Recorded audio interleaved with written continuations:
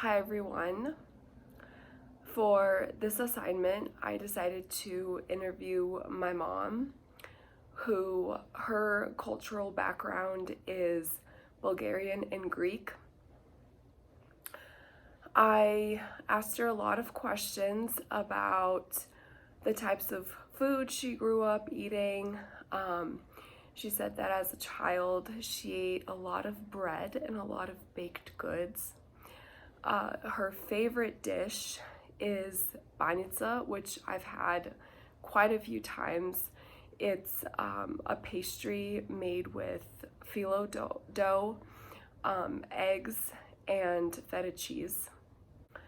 My mom came to America when she was 30 years old, and I asked her how her eating behavior changed when she came to America.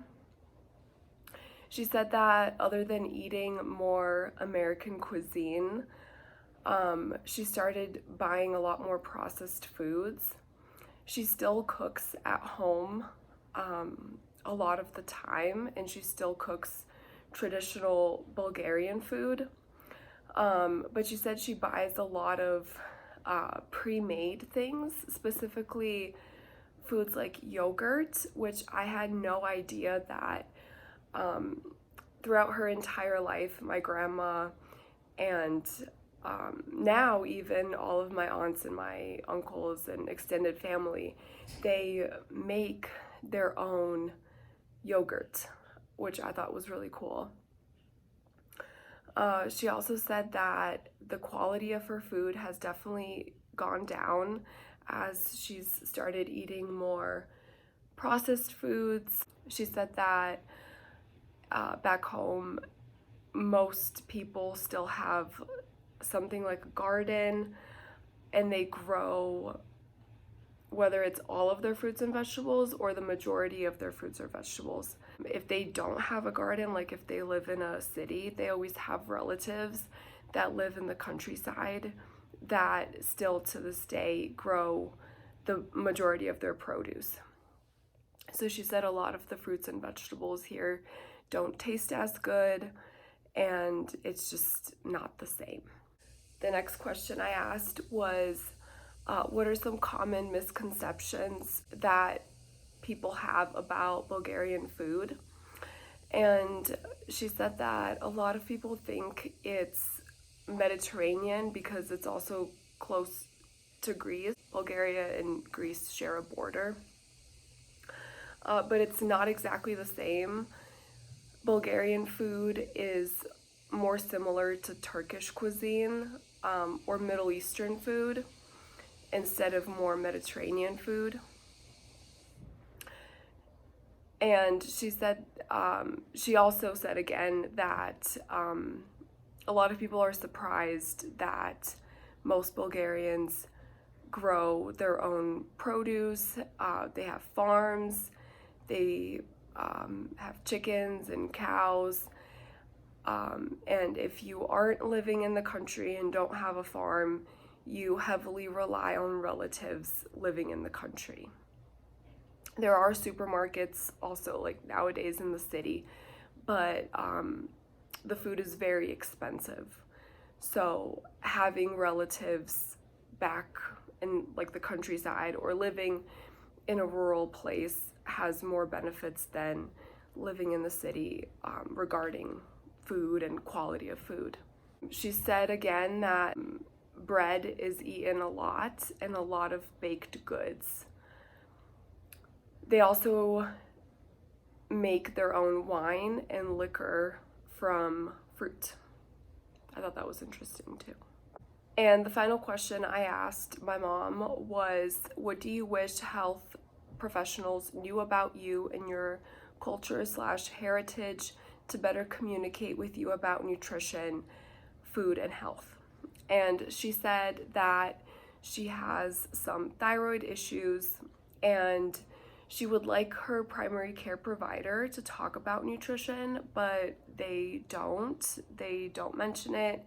If she asks questions, they don't really know how to answer. So I highly suggested that she sees a registered dietitian. regarding that. But I also think it's very surprising that primary care doctors don't even mention nutrition and are just prescribing medications for her. She said that she would like them to know about her culture and to know that high blood pressure and heart disease is extremely common from where she's from. She said that as a child, anytime they cooked anything, they would put a lot of salt. Salt is heavily used in homes and in restaurants, and a lot of people have heart disease. So she said that it would be nice, instead of just asking about her parents and their health background, but to also ask, where are you from? And to maybe be more interested in maybe common diseases from that area, to, be aware and to test her for high blood pressure and other diseases that are common in Bulgaria.